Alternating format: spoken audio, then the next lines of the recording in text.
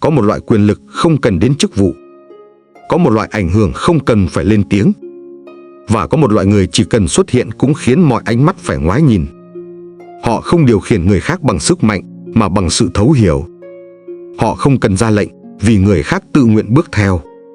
Trong video hôm nay, bạn sẽ khám phá một nghệ thuật cổ xưa nhưng chưa bao giờ lỗi thời, chi nhân thuật, nghệ thuật đọc vị lòng người và chạm tới tâm trí. Đây không phải là một video để giải trí. Đây là một hành trình của tư duy, của chiến lược và của nội tâm sâu thẳm. Hãy xem đến cuối vì nếu bạn bỏ lỡ chỉ một phần, bạn có thể bỏ lỡ cả nền móng để hiểu người và hiểu chính mình. Nếu bạn thấy video này hữu ích, hãy để lại một bình luận số 1 bên dưới. Mình rất muốn nghe ý kiến của bạn. Phần 1. Không hiểu lòng người không có quyền dẫn dắt. Thế giới không thiếu người giỏi nhưng thiếu người hiểu người khác. Dẫn dắt một tập thể, một gia đình hay một quốc gia không phải chỉ cần lý trí mà cần cả sự am hiểu tâm lý. Bạn không thể thuyết phục nếu không biết đối phương đang cần gì, sợ gì, mâu thuẫn điều gì. Chi nhân hiểu người là gốc rễ của nghệ thuật giao tiếp, là xương sống của đàm phán thành công. Ví dụ hiện đại, một nhà lãnh đạo doanh nghiệp khi triển khai chính sách mới, không vội áp đặt. Thay vào đó, ông dành 2 tuần để lắng nghe nhân viên, những người trực tiếp thực thi, nói về nỗi lo, trở ngại và mong muốn. Kết quả là chính sách đi vào thực tiễn suôn sẻ, vì mọi người cảm thấy được thấu hiểu. Tư tưởng rút ra, muốn dẫn phải nghe, muốn điều khiển phải thấu cảm. Quyền lực thực sự không đến từ vị trí mà đến từ khả năng làm người khác tự nguyện bước theo. Nếu bạn thấy video này hữu ích, hãy để lại một bình luận số 1 bên dưới. Mình rất muốn nghe ý kiến của bạn. Phần 2. Quan sát vi tế từ một cử chỉ nhỏ, đọc được cả nội tâm. Hiểu lòng người không bắt đầu từ lời nói mà từ những điều họ không nói ra. Cử chỉ, ánh mắt, hơi thở, cách họ gõ tay lên bàn hay nhìn ra cửa sổ, tất cả đều tiết lộ nhiều hơn những gì họ thốt lên bằng miệng. Câu chuyện lịch sử, năm đó, Hồng Thừa Châu đại thần nhà Minh bị bắt. Trước mặt quân địch, ông tuyên bố sẵn sàng chết vì Trung quân. Nhưng khi quỳ xuống, ông lặng lẽ phủi bụi trên áo, một hành động nhỏ cho thấy ông vẫn còn để ý đến sự sống, danh dự và nỗi sợ. Kết quả, ông được tha, quy hàng nhà Thanh, một cử chỉ cứu mạng một người, nhưng cũng phơi bày bản chất của con người dưới áp lực. Ví dụ thực tế, một nhà tuyển dụng có kinh nghiệm chia sẻ: tôi không đánh giá ứng viên qua câu trả lời mà qua ánh mắt họ khi tôi hỏi về một thất bại. Sự chân thật không thể diễn. Chiến lược, quan sát biểu cảm vi mô, micro expressions, nét thoáng qua trên gương mặt khi nhắc đến điều nhạy cảm. Lắng nghe khoảng lặng khi người ta dừng lại, tránh né hoặc cười gượng, đó là nơi ẩn giấu sự thật. Tư tưởng rút ra, người giỏi chi nhân không nhìn vào lời nói mà nhìn vào khoảng trống giữa lời nói và hành vi. Thấy điều người khác không thấy, hiểu điều họ không nói. Nếu bạn thấy video này hữu ích, hãy để lại một bình luận số 1 bên dưới. Mình rất muốn nghe ý kiến của bạn. Phần 3. Mưu lược tâm lý khi chiến thắng không đến từ sức mạnh mà là từ tâm trí. Có những trận chiến mà thanh gươm không thể thắng, nhưng một câu nói đúng lúc, một biểu hiện tinh tế lại có thể làm đối phương đầu hàng. Mưu lược tâm lý không phải để hủy diệt người khác mà để khiến họ tự thay đổi quyết định theo hướng có lợi cho mình. Khái niệm gốc: dùng tâm lý để gây ảnh hưởng, làm rối loạn, gieo nghi ngờ, tạo áp lực, khiến đối phương dao động. Đó là cách nhiều nhà quân sự và chính trị gia đã giành chiến thắng mà không cần dùng đến binh lực. Câu chuyện lịch sử: khi Hồng Thừa Châu phủi bụi trên áo trước mặt kẻ thù, một hành động nhỏ đã bị lợi dụng như một bằng chứng tâm lý. Ông ta chưa sẵn sàng chết. Chính điều đó khiến ông bị thu phục không phải bằng kiếm mà bằng sự đọc vị. Chiến lược thực tế: gieo nghi ngờ. Khi bạn khiến đối phương không chắc chắn về chính đồng minh, họ sẽ mất điểm tựa tinh thần. Làm dối thông tin: quá nhiều lựa chọn, quá nhiều dữ kiện trái chiều khiến người ta mất năng lực quyết định. Tạo áp lực từ bên trong: khi đối phương nghĩ rằng quyết định sai sẽ dẫn đến mất mát cá nhân nghiêm trọng, họ dễ bị điều hướng. Ví dụ hiện đại, một thương hiệu lớn tung ra 3 phiên bản sản phẩm, nhưng một trong số đó có giá cao hơn chỉ để làm phiên bản còn lại trở nên đáng mua hơn. Đây là thủ thuật tâm lý lựa chọn, đánh vào cảm giác được lợi, không để khách hàng thấy mình bị ép mà nghĩ mình tự chọn. Tư tưởng rút ra: người giỏi dùng tâm lý không thao túng người khác để hủy hoại, mà để khiến họ bước về phía mình một cách tự nguyện. Chiến thắng thực sự không đến từ sức ép mà từ khả năng khiến người khác tin rằng chính họ đang làm chủ cuộc chơi. Nếu bạn thấy video này hữu ích, hãy để lại một bình luận số 1 bên dưới. Mình rất muốn nghe ý kiến của bạn. Phần 4. âm dương mưu khi công khai và bí mật cùng tồn tại. Trong nghệ thuật đọc vị và chinh phục lòng người, có một quy tắc bất biến, những gì bạn thấy không phải lúc nào cũng là toàn bộ sự thật. Đây là lúc âm dương mưu bước vào cuộc chơi sự kết hợp giữa công khai và bí mật, giữa ánh sáng và bóng tối. Dương mưu là những hành động minh bạch, đường đường chính chính. Nó khiến người ta tin tưởng, hợp tác và cảm thấy mình được tôn trọng. Âm mưu lại ngược lại kín đáo, âm thầm, đôi khi là chiến thuật nhằm chuyển thế bất ngờ, gây xáo trộn hoặc che giấu mục đích thật.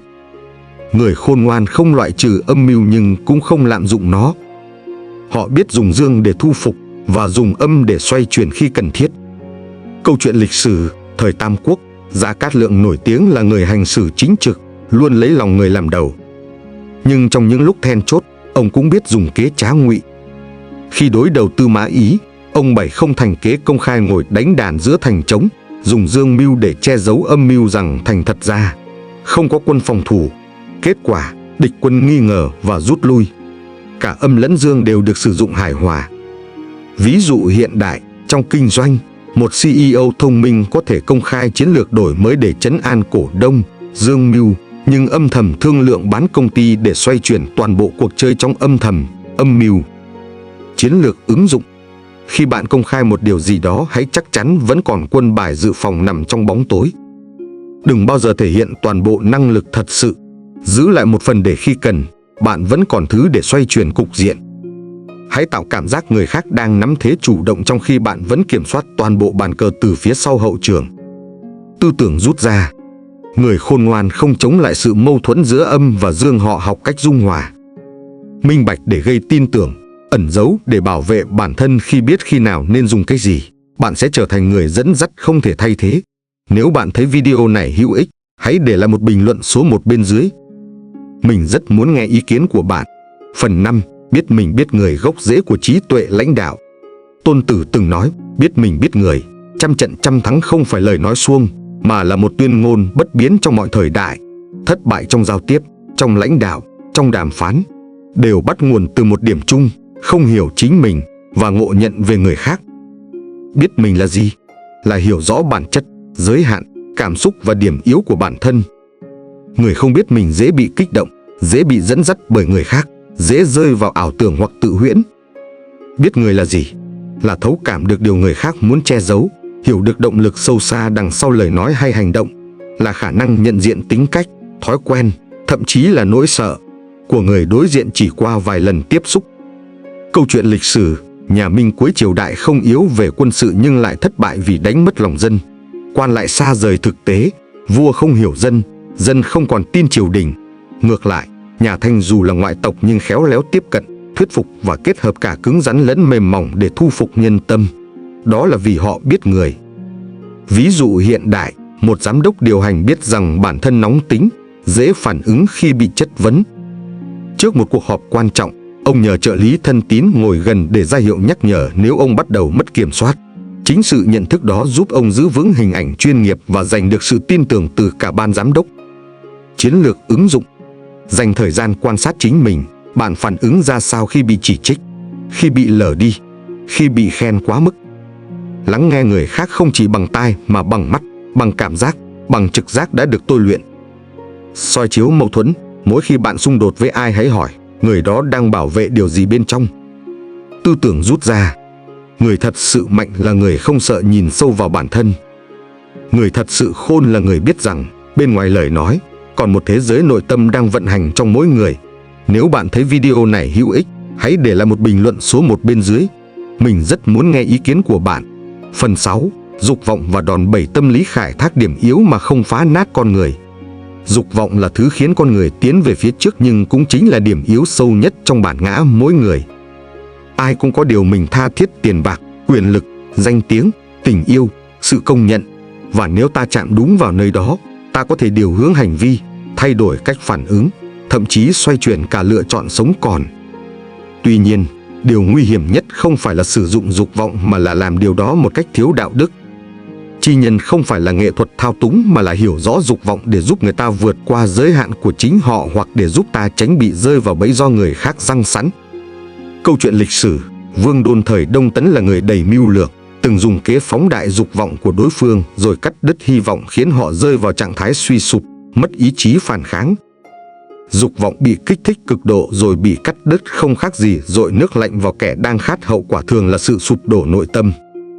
Ví dụ hiện đại, một công ty tuyển dụng sử dụng chiến lược treo phần thưởng khủng cho nhân viên, nhưng mỗi khi nhân viên gần đạt được thì điều kiện lại thay đổi. Kết quả là nhiều người bỏ việc vì cảm thấy bị phản bội. Đây là ví dụ về việc sử dụng dục vọng như một công cụ sai cách, tạo ra sự tiêu cực thay vì khơi dậy động lực. Chiến lược ứng dụng đúng đắn: hiểu đối phương khao khát điều gì và dùng chính điều đó như chất xúc tác cho sự thay đổi tích cực. Dùng hy vọng chứ không dùng ảo vọng. Đừng hứa điều không thể, hãy dẫn dắt họ nhìn thấy điều có thể. Không cắt đứt dục vọng mà là định hình lại nó, chuyển dục vọng vị kỷ thành khát vọng xây dựng. Tư tưởng rút ra: dục vọng là bản năng không nên phủ nhận, nhưng người hiểu dục vọng mà không để nó điều khiển mới là người thực sự làm chủ cuộc chơi. Dùng dục vọng để thao túng là hạ sách, dùng dục vọng để nâng đỡ là trí tuệ bậc cao. Nếu bạn thấy video này hữu ích, hãy để lại một bình luận số 1 bên dưới. Mình rất muốn nghe ý kiến của bạn. Phần 7. Kết hợp ân uy, cân bằng giữa yêu thương và kỷ luật. Trong nghệ thuật lãnh đạo và xử thế, nếu chỉ dùng uy quyền mà thiếu đi ân tình, bạn sẽ khiến người khác phục nhưng không kính. Ngược lại, nếu chỉ dùng lòng tốt mà không có giới hạn, bạn sẽ bị lợi dụng, xem thường. Chi nhân thuật không đứng về một cực mà biết cách dung hòa cả hai. Ân là sự quan tâm, thấu hiểu, tạo điều kiện cho người khác phát triển, xây dựng mối quan hệ trên nền tảng nhân ái. Uy là ranh giới, kỷ luật, nguyên tắc là thứ giúp thiết lập sự nghiêm túc, không để lòng tốt trở thành sự yếu đuối. Câu chuyện lịch sử: Hán Cảnh Đế từng đối diện với cuộc nổi loạn của 7 chư hầu. Ông không chỉ dùng binh để trấn áp uy, mà sau chiến thắng, ông còn xử lý hậu quả bằng cách ân xá hợp lý, tái thiết lòng tin, giữ ổn định chính trị lâu dài. Ân. Ngược lại, Hạng Vũ nổi tiếng với sức mạnh và lòng nghĩa hiệp lại thất bại vì không biết trao quyền, không tạo được lòng trung thành bền vững từ thuộc hạ. Ví dụ thực tế, một nhà quản lý giỏi không phải người luôn chiều lòng nhân viên, mà là người biết khi nào cần nghiêm và khi nào cần khen thưởng đúng lúc. Có những người tưởng mát tính nhưng thật ra không dám thiết lập ranh giới, điều này chỉ gây hỗn loạn trong tổ chức. Chiến lược ứng dụng: thiết lập kỳ vọng rõ ràng, yêu thương không có nghĩa là thỏa hiệp vô điều kiện. Phạt đúng, khen kịp thời, không ai nên bị phạt vì lỗi nhỏ, nhưng cũng đừng để sai lầm trở thành thói quen. Hành xử nhất quán, đừng để người khác đoán xem hôm nay bạn là người của ân hay của uy. Tư tưởng rút ra: uy không làm người khác sợ mà khiến họ tự điều chỉnh hành vi. Ân không làm người khác biết ơn mà khiến họ cảm thấy được tôn trọng. Cân bằng giữa ân và uy là nghệ thuật của người lãnh đạo có trí tuệ, là phẩm chất của người chi nhân thực sự. Nếu bạn thấy video này hữu ích, hãy để lại một bình luận số 1 bên dưới. Mình rất muốn nghe ý kiến của bạn. Phần 8. Biết lùi để tiến, đôi khi nhượng bộ chính là chiến thắng. Trong nghệ thuật đối nhân xử thế, biết tiến là bản lĩnh nhưng biết lùi mới là trí tuệ. Nhiều người thất bại không phải vì không đủ mạnh, mà vì không chịu lùi một bước để nhìn xa hơn. Sự nhượng bộ đúng lúc có thể là đòn bẩy mạnh nhất để xoay chuyển cục diện. Lùi không phải là hèn nhát, lùi là để giữ sức, để tích thế, để tạo khoảng trống cho đối phương thể hiện, từ đó bộc lộ bản chất thật. Một bậc thầy trong giao tiếp hay thương lượng luôn biết rằng đôi khi bạn phải đưa trước một quân để thắng cả ván cờ. Câu chuyện lịch sử: Tần Hiếu Công từng nhượng đất cho chư hầu, một hành động bị xem là yếu đuối. Nhưng sau đó, ông tận dụng thời gian để cải cách đất nước, bồi dưỡng nhân tài. Chính sự nhẫn nại đó là nền móng cho đại nghiệp thống nhất Trung Hoa về sau. Ông lùi một bước để tiến vạn dặm. Ví dụ hiện đại, trong một cuộc đàm phán, thay vì cố ép đối phương đồng ý mọi điều kiện, một doanh nhân chọn cách nhượng một số lợi ích nhỏ để đạt được lòng tin và mở ra cơ hội hợp tác lâu dài. Kết quả là đối tác tự nguyện đề xuất thêm lợi ích mà không bị ép buộc. Chiến lược ứng dụng: đánh giá tổng thể, đừng vì cái lợi trước mắt mà bỏ qua chiến lược lâu dài. Chấp nhận mất điểm để thắng trận. Có những cuộc tranh luận, bạn không cần phải đúng, bạn cần giữ được mối quan hệ. Tạo cơ hội để người khác thắng. Khi người ta cảm thấy được tôn trọng, họ sẽ dễ mở lòng hơn. Tư tưởng rút ra: người biết lùi không phải là người yếu mà là người đủ mạnh để không cần chứng minh mình mạnh. Chi nhân là kẻ nhìn thấy được cả ván cờ, chứ không chỉ vài nước đi. Họ biết rằng đôi khi, sự nhẫn nhịn hôm nay chính là tiền đề cho đòn phản công vĩ đại ngày mai.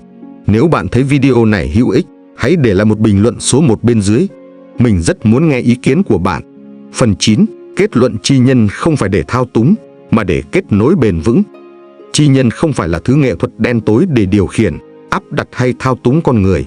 Ngược lại, đó là đỉnh cao của sự đồng cảm, trí tuệ và sự bao dung.